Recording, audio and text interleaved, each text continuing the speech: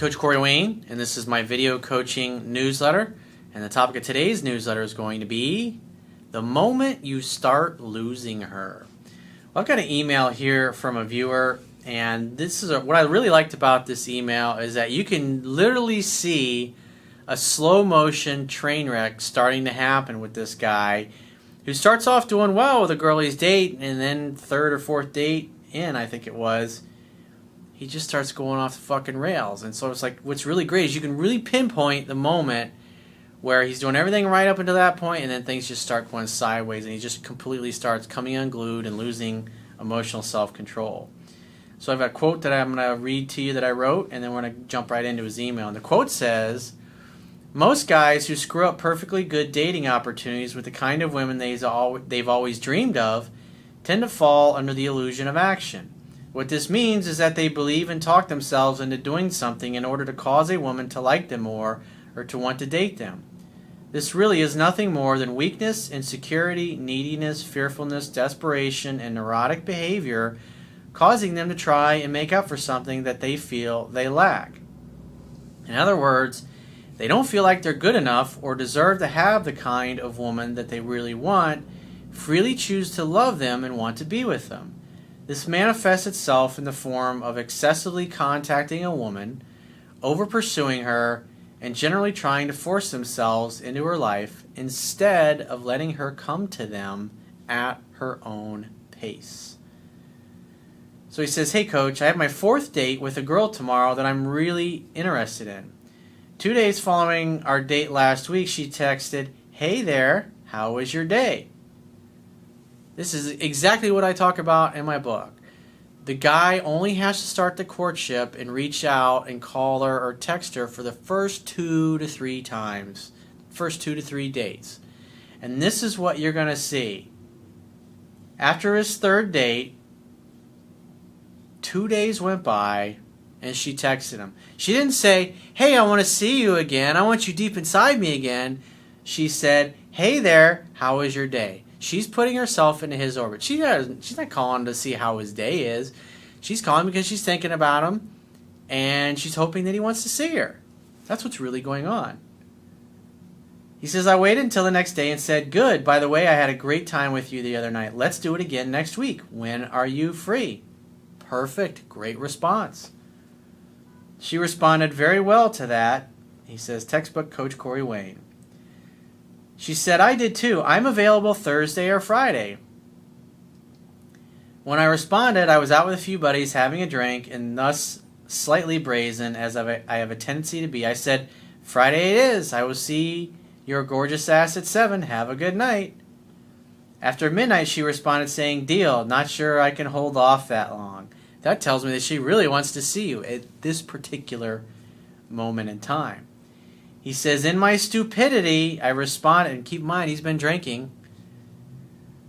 I've had a lot, it seems like I've done a lot of these emails lately where, at least 3 of them in the past few weeks I can remember, where alcohol is involved, and it just doesn't end well. If you're drunk, if you're drinking with your buddies, if you're fucking blazing up and getting baked out of your mind, don't be fucking texting with a girl. That's just fucking stupid.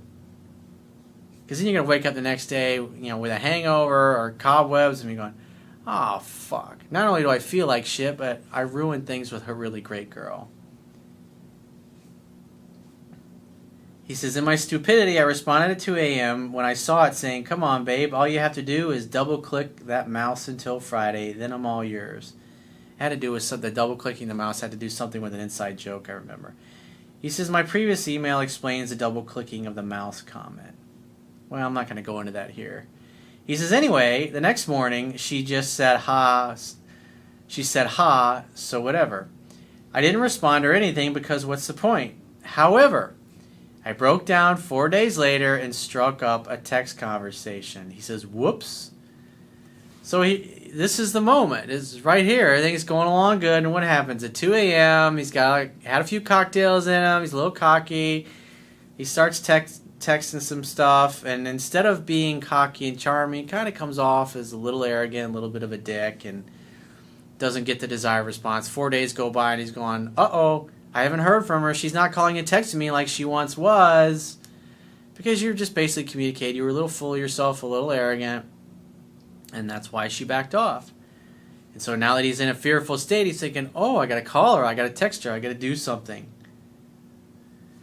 So he says, nothing big, but still, I know it was wrong. Shame on me. Yesterday, the conversation picked back up. Again, my bad, but ended after a few meaningless texts with me being the last to say anything. I absolutely hate when that happens. See, you're literally starting to talk this girl out of liking. You have a date set up. You had 3 great dates. And so in between setting up the 4th date and after the 3rd date, things are going sideways. You're a little cocky. You're a little full of yourself. You're like, this shit works at Corey Wayne Teaches. This is awesome. I'm the man. I'm a stud. I got this all wrapped up, even though it's only been 3 dates at this point. And then it's like everything just goes right out the fucking window that you've been learning. He says, so we have a date scheduled for tomorrow, and as you will see from my previous email, I have not slept with this girl. She's on a different level than any other girl I have dated. I'm 34, never married, and I've dated quite a few girls, but this one seems to be getting to me. This is what happens. Guys, when they start dating a woman that they really like, they start being extra nice, extra careful, going out of their way to be extra accommodating and compliant because they don't want to screw it up. And what happens is they overcompensate. They start being too nice to the point where they allow the woman to start treating them like a doormat. She doesn't start out that way. It's just a subtle test. Something simple as not returning your text right away, or not texting you at all when she had been texting you and reaching out every day. Those are little things. And when you don't handle it, when a woman senses weakness and she starts to test and back away, and then you start fumbling the football and falling all over yourself, then she starts to realize, uh-oh, I think this guy may be a 97%er just like all the rest. And then she becomes unsure, she gets confused, and she backs off and she does nothing. That's why in these situations, the best response is nothing at all. He says, there I go, putting her on a pedestal, if not by actions and words. Bad idea, I'll stop that shit right now. He says, but here's my question, Coach. Aside from you telling me to stop the texting, which I know, but I just couldn't help it. What do I do with this? You just couldn't help it? That's fucking bullshit. That's the story that you tell yourself to justify continuing to text and pursue. And so what's happening is this woman was starting to text you and reach out more and more, and sex is on the verge of happening, and now you're starting to text her more and more and just completely cause things to go sideways unnecessarily. And you literally get in the way of her falling in love with you. It's like you short circuit the process. He says, is there something that I can do now or tomorrow to just get centered on this again? I feel slightly out of whack, and it is something I am not used to. Well, it's because you really like this girl. And you were really comfortable, you were really confident after that 3rd date, right until you started drunk texting her. And then that's when things went sideways. And then so what happened is she went from pursuing you and texting you and reaching out to you to now backing off, and you didn't hear from her for 4 days. So now you're not sure of yourself. And now that you're not sure of yourself, you're in a fearful state. And the fearful state causes you to do what I like to call the illusion of action, thinking you have to do something to get her back or reattract her. When in reality, you really weren't doing much in the beginning other than reaching out and making dates. And then once she started reaching out to you, then you just started backing off. And from what it looks like, the progression here, it was literally after the 3rd date, now she's reaching out to you and you're using those as an opportunity to set the next date. You just got a little too full of yourself, a little too cocky, a little too arrogant. And then when you realize you started screwing up, then you started to pursue. You started to chase a little bit more. You started to try to force things. So when you go out on your date, just hang out, have fun, and hook up. And when you leave, or she leaves your place in the morning, hopefully, just say, hey, call me later.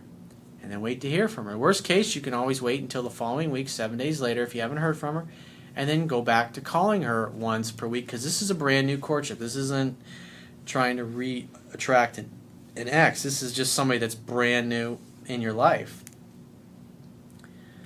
So, like I said, I mean, you could totally see it's like things are just sailing along fucking perfect, textbook. He starts over texting. He starts to over pursue a little bit. He becomes unsure of himself, becomes a little cocky, a little arrogant in his text to her. He's drunk texting her. It's like literally in a space of a couple of days, all these mistakes he just starts making. And it's because he starts putting this girl on a pedestal and really liking her and not wanting to screw it up. And look how negatively it affects his actions, how negatively it's affected his internal state. Hang back, do nothing. Create an opportunity for sex to happen. Focus on being in the present moment. When you're with her, again, remember, you should be thinking about the end of the evening and having all the logistics lined up so the two of you hopefully can end up alone together at your place where sex can happen. It's a real simple progression. Read the book 10 to 15 times. Learn the fundamentals and apply it, and it'll work for you. If you'd like to get my help personally, the quickest way is to book a paid phone, Skype, or email coaching session with yours truly. You can choose any of those options by going to my website, clicking the products tab at the top of your screen, and just follow the instructions for booking whichever option works best for you. And I will talk to you soon.